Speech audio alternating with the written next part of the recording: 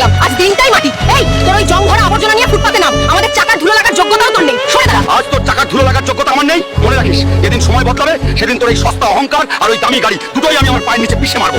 Manager সাহেব, এই গাড়িটার দাম কত? তোর মতো ভিখারির 7 জন্ম বিক্রি করলেও এর একটা চাকা কিনতে পারবি না।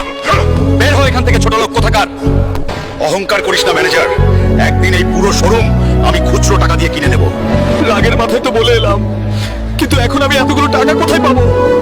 যে এই নরকের শয়তান দোমুন্ডাকে হারাতে পারবে সেভাবে নগদ 200 কোটি টাকা আর সোনার মুকুট।